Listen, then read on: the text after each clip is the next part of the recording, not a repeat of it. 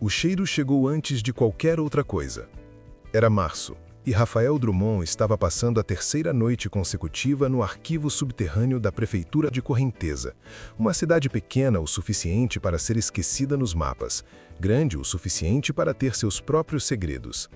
Ele era auditor, 32 anos, divorciado, especialista em encontrar irregularidades nos lugares onde ninguém mais queria olhar. Trabalho solitário. Trabalho perfeito para alguém que havia deixado de acreditar em surpresas. O arquivo cheirava a mofo e papel velho. Normal. Mas aquela noite cheirava a outra coisa. Algo úmido. Algo que lembrava a gengiva podre de um dente arrancado há semanas. Ele não conseguia localizar a fonte.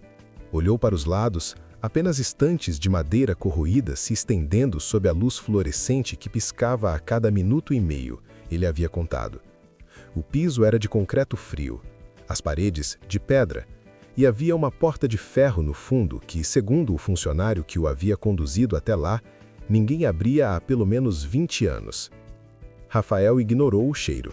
Abriu a pasta número 47C, Registros Funerários, Cemitério Municipal, 1989 a 2019. A primeira anomalia apareceu na página 3. Uma nota manuscrita com letra miúda e trêmula, presa com um clipe enferrujado ao relatório oficial. Caixão aberto durante o translado. Corpo presente. Crânio ausente. Causa desconhecida.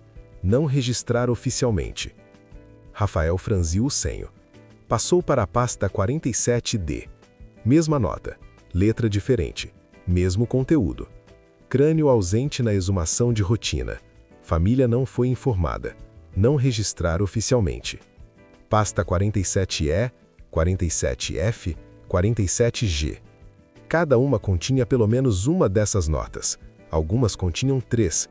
Em 30 anos de registros do Cemitério Municipal de Correnteza, havia 47 crânios que simplesmente haviam sumido. 47. Rafael se levantou da cadeira devagar, como se o movimento brusco pudesse acordar alguma coisa. Seu coração batia um pouco mais rápido do que o normal. Ele era um homem racional. Havia uma explicação.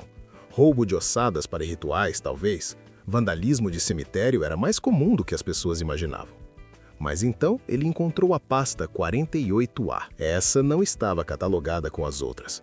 Estava no fundo da última gaveta, enrolada em plástico transparente, amarelado pelo tempo. Dentro, um único documento.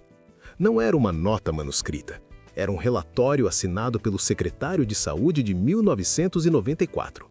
Um homem que, Rafael verificaria mais tarde, havia morrido de colapso nervoso 6 meses depois de assinar aquele papel. O relatório dizia: investigação interna concluída. As ossadas não foram roubadas. As ossadas não estão no cemitério. As ossadas estão em outro lugar. Recomendamos o encerramento imediato das investigações e a proibição de exumações noturnas. A coisa se move à noite. Não tem carne. É feita de nós. A luz fluorescente piscou. Apagou. No escuro completo do arquivo, Rafael Drummond ouviu um som que não conseguia identificar. Era como alguém caminhando, mas não com passos, com cliques. Osso batendo em osso. Na manhã seguinte, Rafael foi tomar café na única lanchonete aberta antes das 8 da manhã em Correnteza. O Bar do Serafim, um balcão de fórmica amarelada na esquina da Rua dos Ipês com a avenida principal. O homem atrás do balcão era velho, tinha 80 anos facilmente, e olhava para Rafael com a expressão de quem sabia exatamente o que ele havia encontrado no arquivo. "Você foi ao subsolo", disse Serafim. Não era uma pergunta. "Sou auditor, é o meu trabalho." "Eu sei o que você é." O velho encheu a xícara de café sem ser solicitado. "A questão é se você sabe no que se meteu." Rafael colocou a xícara na mesa e olhou direto para aquele rosto sulcado de rugas. "Me fala sobre os crânios." Serafim não respondeu imediatamente. Secou o balcão com um pano, olhou para a rua. 2 cachorros vadios dormiam na calçada. Uma mulher passava com uma criança no colo. Tudo absolutamente normal. Meu pai falava de uma coisa que vivia no chão desta cidade, disse o velho, finalmente, com a voz baixa o suficiente para que ninguém mais ouvisse, mesmo que não houvesse ninguém mais no bar. Não uma coisa que chegou aqui, uma coisa que é daqui, que nasceu do primeiro osso que foi enterrado nessa terra. Isso é folclore. O folclore é a memória com medo de dizer o nome certo. Serafim o olhou fixamente. Ela não tem carne. Nunca teve. Não precisa de carne. Ela é o esqueleto de tudo que foi enterrado e não devolvido à terra direito. Um quebra-cabeça, meu filho. Um quebra-cabeça feito de todos os ossos que deveriam estar nos caixões, mas não estão. Rafael sentiu um frio na nuca que não tinha nada a ver com o ar-condicionado quebrado do bar. 47 crânios, ele disse. 47 que você encontrou. Serafim levantou um dedo. Os registros mais antigos não existem mais. Foram queimados em 1971. Antes disso, ela já estava aqui. E está crescendo. Pausa. Mas sempre falta uma peça. O quê? O crânio certo. O último. O que fecha o conjunto. Os olhos do velho se estreitaram. Ela procura. Todo ano ela procura. E quando encontra, ninguém sabe o que acontece, porque ninguém que viu chegou a contar. Rafael abriu a boca para responder, mas o celular vibrou na mesa. Uma mensagem do funcionário da prefeitura que havia lhe dado acesso ao arquivo. Senhor Drummond, preciso falar com o senhor urgente. Não vá ao arquivo esta noite, por favor. Ele digitou. Por que não? A resposta demorou 4 minutos. Quando chegou, eram só 3 palavras. Ela viu você. O funcionário se chamava Tadeu. Tinha 40 anos, cabelos grisalhos demais para a idade.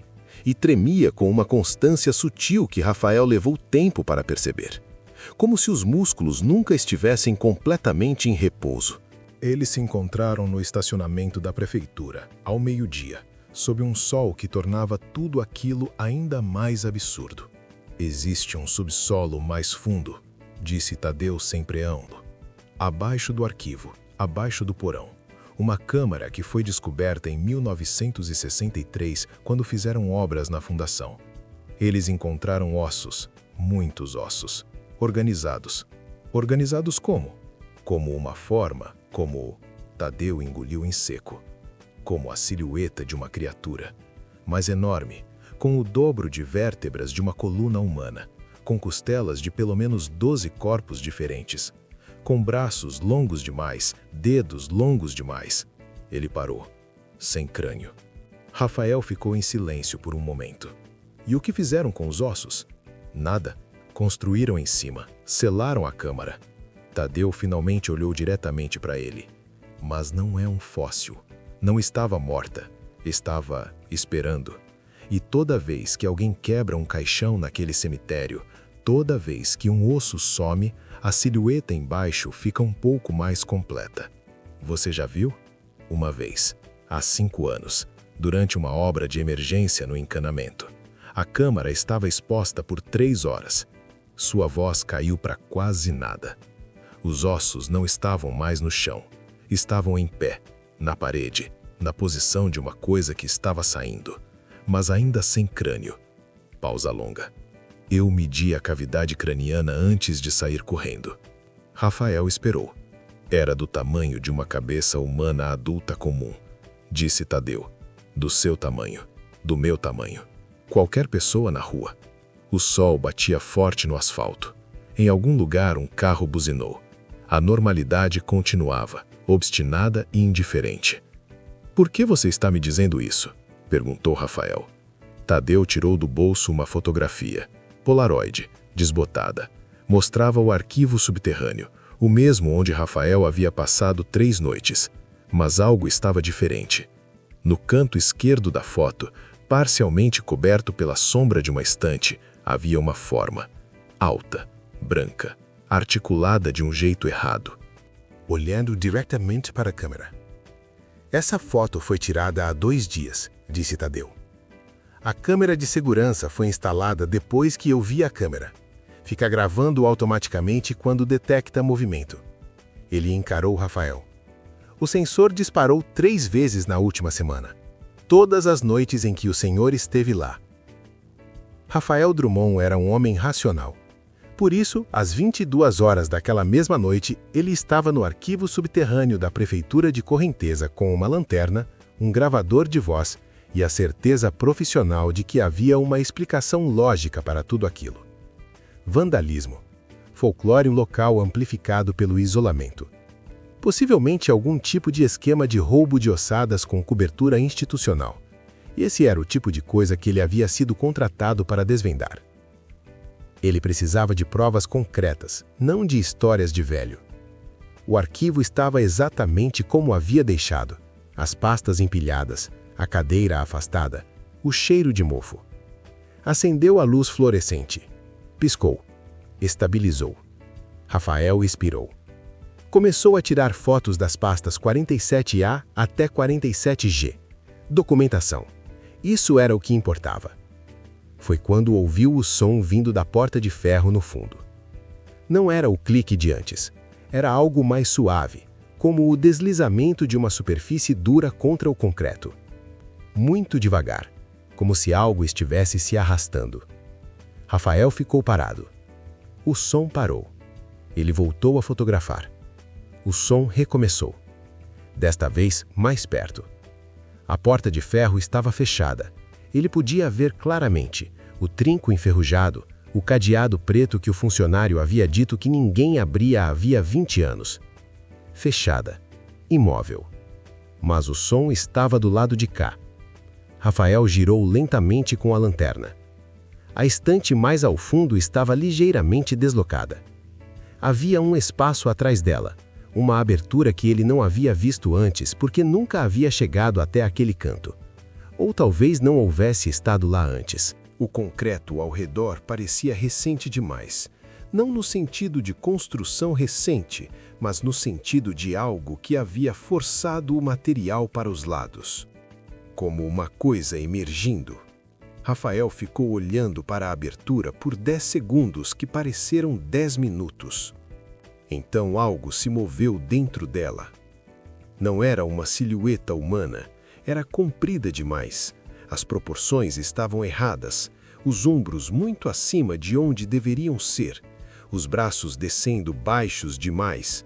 Os dedos, se eram dedos, tocando o chão quando a coisa se movia. Havia um som constante acompanhando cada movimento. O clique seco e rítmico de superfícies duras articulando umas contra as outras. A criatura emergiu devagar da abertura. Era branca. Não a brancura da pele, mas a brancura do osso antigo, do marfim manchado. Não havia músculo, não havia tendão visível, apenas ossos, costelas de tamanhos diferentes, claramente não pertencendo a um único corpo, encaixadas em uma arquitetura impossível. A coluna era longa demais, curvada em ângulos que nenhuma física deveria permitir. Os braços terminavam em mãos com 7 dedos cada, todos de comprimentos irregulares. E onde deveria estar o crânio, havia apenas o pescoço se estendendo para o ar, uma vértebra cervical superior, exposta, esperando. Rafael não conseguiu se mover. A criatura, a serpente de ossos, ele pensou com uma clareza absurda, girou o pescoço em sua direção. Sem olhos, sem rosto. E ainda assim ele tinha certeza absoluta de que estava sendo visto. Sentiu o cheiro novamente, mais forte, a gengiva podre, mas agora misturada com algo mais fundo, mais antigo, a terra úmida de um túmulo, o ferro velho de um esqueleto com décadas de solo impregnado nos ossos. A coisa inclinou o pescoço para um lado, medindo, avaliando. Rafael quebrou a paralisia e correu. Ele não dormiu naquela noite. Ficou no quarto do hotel com todas as luzes acesas, a cadeira encostada na porta, o celular na mão. Às 4 da manhã, ligou para Tadeu. Eu vi, disse quando o homem atendeu. Silêncio do outro lado. Está inteira? Perguntou Tadeu, finalmente. Não. Sem crânio. Outra pausa. Rafael ouviu Tadeu expirar lentamente, não de alívio, mas de algo que se parecia com um cálculo. Então você tem mais tempo, disse Tadeu. Mas ela te marcou. Quando ela encontra o tamanho certo, ela não desiste. Como alguém pode ter um crânio do tamanho certo ou errado? Todos os crânios humanos adultos têm mais ou menos o mesmo tamanho. Não é só o tamanho físico. A voz de Tadeu era estranhamente calma, como alguém descrevendo uma mecânica estudada há anos. É a ressonância. A forma como os ossos de cada pessoa carregam a impressão de quem foi. Ela procura o crânio que vai completá-la, que vai se encaixar como o último dente de uma engrenagem. Pausa.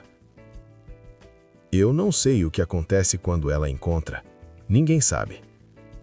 Mas as pessoas que ela escolheu como candidatas desaparecem, e as testemunhas relatam que a coisa muda depois. Muda como? Fica diferente, mais coerente, como se antes fosse só um rascunho. Tadeu baixou a voz. Como se precisasse daquele último osso para finalmente saber o que é. Rafael ficou olhando para a parede do quarto. O que eu faço? Vá embora. Esta noite. Não espere o amanhecer, não empacote as coisas direito, apenas vá.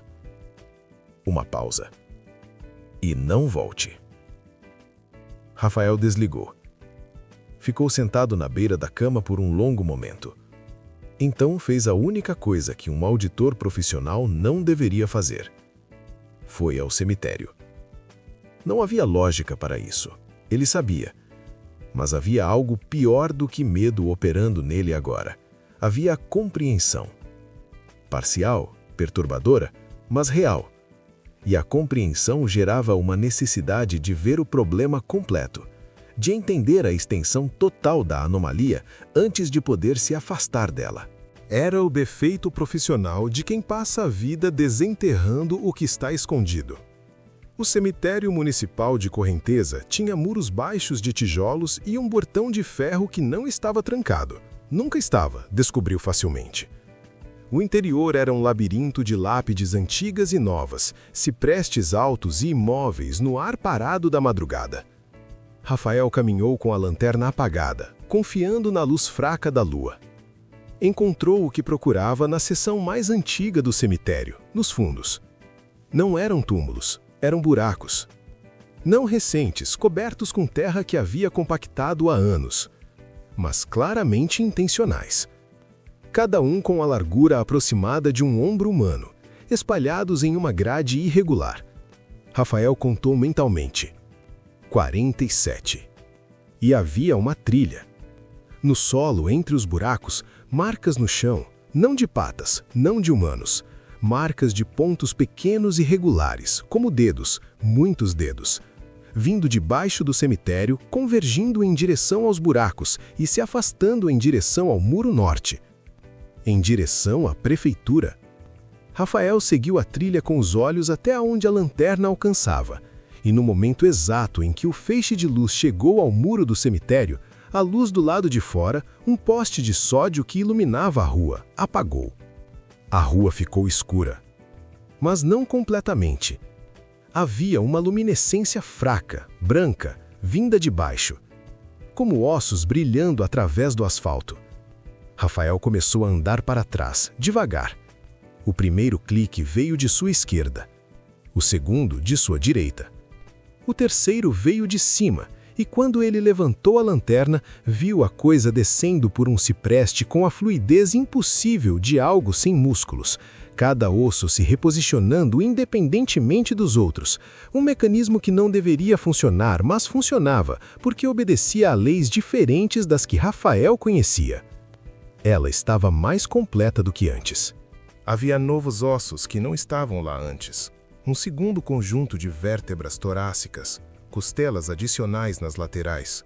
Como se, no tempo desde que Rafael a havia visto no arquivo, ela houvesse visitado outros lugares, coletado. A cavidade craniana estava virada em sua direção. Rafael correu. Correu pelo cemitério, pelas lápides, pelos buracos no chão. Tropeçou uma vez, as mãos no barro frio, se levantou sem parar. Chegou ao portão. Saiu na rua, correu pelo meio da avenida vazia. Não olhou para trás por 2 quarteirões. Quando olhou, não havia nada. A rua estava vazia. O poste havia voltado a funcionar. E Rafael estava parado sob a luz amarela, respirando fundo, com as mãos tremendo, quando sentiu. Na cuca. Um toque. Frio, pontudo, como a ponta de um dedo de marfim pressionando suavemente o osso occipital em um ponto preciso. Medindo. Verificando o encaixe. Rafael não foi embora. Isso era a parte que ele não conseguiria explicar para ninguém depois, e não explicaria porque não haveria ninguém para quem explicar. Ele não foi embora porque havia algo que precisava entender. Um detalhe que coçava no fundo da mente desde que havia lido o relatório do secretário de saúde de 1994. A coisa se move à noite. Não tem carne. É feita de nós. É feita de nós. Não é feita dos nossos mortos. Não é feita de ossos humanos. É feita de nós. Às 5 da manhã, Rafael estava novamente no bar do Serafim, que abria absurdamente cedo e cujo dono claramente não dormia. Me faz uma pergunta, disse Rafael sem sentar-se. O velho o olhou. Ela procura o crânio que vai completá-la. Mas por quê? Qual é o propósito? O que acontece quando ela fica completa? Serafim ficou em silêncio por um longo momento. Meu pai dizia que ela não é um monstro que surgiu do nada, disse o velho finalmente. Ela é uma memória. A memória coletiva de todos que foram enterrados mal, todos que não tiveram despedida, todos que foram enterrados em segredo, sem documentação, sem família. Ele olhou para o café na xícara. Esta cidade tem muita coisa enterrada assim, desde os tempos da fazenda, os escravizados, depois os pobres das epidemias, depois os desaparecidos políticos, todos enterrados sem crânio no registro, sem nome no caixão. Rafael ficou parado. Ela é a soma de tudo que foi apagado, continuou Serafim. E o último crânio não é só o que fecha o esqueleto, é o que dá a ela uma face, um rosto, uma identidade, o que faz ela parar de ser apenas um amontoado de ossos esquecidos e se tornar alguém. E você acha que isso é perigoso? O velho o olhou por um longo tempo. Depende, disse Serafim, de quem ela escolhe para ser. Rafael Drummond voltou ao arquivo subterrâneo pela última vez às 6 da manhã, quando a luz do dia começava a filtrar pelas fissuras do teto. A abertura atrás da estante estava lá. A câmara abaixo também. A serpente de ossos estava na câmara, deitada, se essa posição podia ser chamada de deitar, em silêncio. A luz da lanterna de Rafael brilhava nos ângulos impossíveis dos seus ossos. Ele desceu pela abertura, sentiu os pés tocarem o chão de terra da câmara. A criatura se moveu, devagar, sem urgência, como algo que sabia que o resultado já estava decidido. Rafael ficou parado no centro da câmara e olhou para ela. Eu entendo o que você é, disse com uma voz mais firme do que se sentia. Você não é um monstro, você é um arquivo. O arquivo de todos que foram apagados. A cavidade craniana se voltou para ele. Mas eu não posso ser o crânio que você precisa. Rafael colocou a mão no bolso, retirou a pasta 48A, o relatório do secretário de 1994. Ele abriu a pasta. Encontrei isso atrás da gaveta quando voltei ontem à noite. Antes de ir ao cemitério, ele mostrou o documento para a criatura, como se ela pudesse lê-lo. É de 1887, o relatório do primeiro secretário sanitário desta cidade.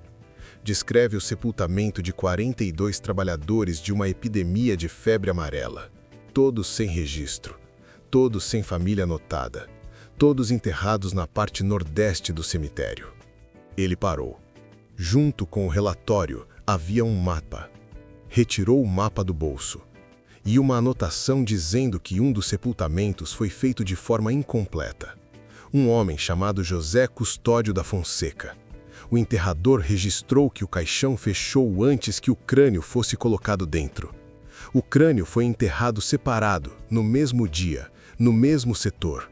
Rafael dobrou o mapa e o guardou no bolso. O crânio de José Custódio da Fonseca.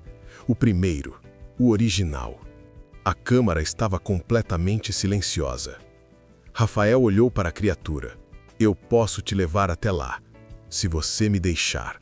Eles foram juntos pelo cemitério no amanhecer, o auditor e a coisa de ossos. Um absurdo tão completo que Rafael havia parado de tentar processá-lo racionalmente. A serpente de ossos se movia quase silenciosamente agora, como se estivesse contendo-se. Rafael seguiu o mapa até o setor nordeste, até uma lápide sem nome, apenas um número, 42NE, e apontou ao chão a 1 metro à esquerda. A criatura não precisou de paz. As mãos de 7 dedos se enterraram na terra com uma precisão assombrosa, e menos de 2 minutos depois, o som diferente de tudo que Rafael havia ouvido naquela semana ecoou pela madrugada. O encaixe perfeito de uma articulação que havia esperado 139 anos.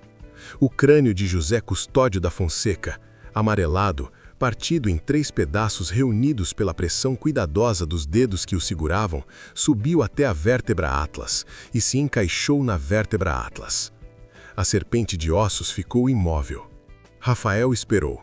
10 segundos. 20. Então a criatura começou a se desfazer. Não de forma violenta. Devagar. Um osso por vez. Se separando e caindo no chão com aquele clique suave. Costela por costela. Vértebra por vértebra. Até que apenas o crânio de José Custódio ficou na terra, inteiro, com os 2 fragmentos reencaixados como se nunca houvessem partido. Rafael ficou olhando para o crânio por um longo tempo. Então tirou o celular e ligou para a Secretaria de Patrimônio Histórico. Havia um registro a fazer.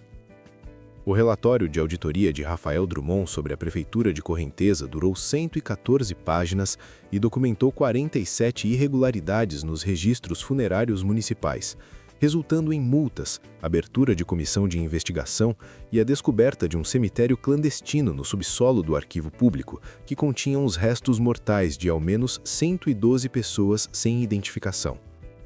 O relatório não mencionava a Câmara, não mencionava os ossos organizados, não mencionava o que Rafael havia visto ou ouvido nas noites de março. 2 meses depois de submeter o relatório, Rafael recebeu um e-mail de Tadeu. Sem assunto, sem texto. Apenas um anexo. Uma captura de tela do sistema de câmera de segurança do arquivo subterrâneo. A câmara havia disparado uma vez, na madrugada do dia em que Rafael havia encontrado a pasta 48A. A imagem mostrava Rafael sozinho no arquivo, de costas para a câmera, lendo o relatório do secretário de 1994. Mas havia uma segunda imagem, captada meio segundo depois. Ângulo diferente, mostrando Rafael de frente. Rafael com a pasta aberta, lendo. E atrás dele, encostada na parede como se sempre houvesse estado ali, a silhueta branca da serpente de ossos, com o crânio no lugar. Não o crânio de José Custódio. O crânio era novo, branco, recente, humano, do tamanho exato de Rafael Drummond. E onde deveriam estar os olhos, havia escuridão. Uma escuridão que olhava para a câmera. Uma escuridão que olhava para Rafael, 2 meses depois, do outro lado da tela do celular. Como se soubesse. Como se sempre soubesse. Como se a história de José Custódio tivesse sido apenas a isca, e Rafael Drummond tivesse sido, desde a primeira noite no arquivo, o destino. Não feche os olhos ainda. Pense no último cemitério que você passou. Pense nos ossos que deveriam estar nos caixões. E pense em quanto tempo faz que alguém mediu o tamanho da sua cabeça.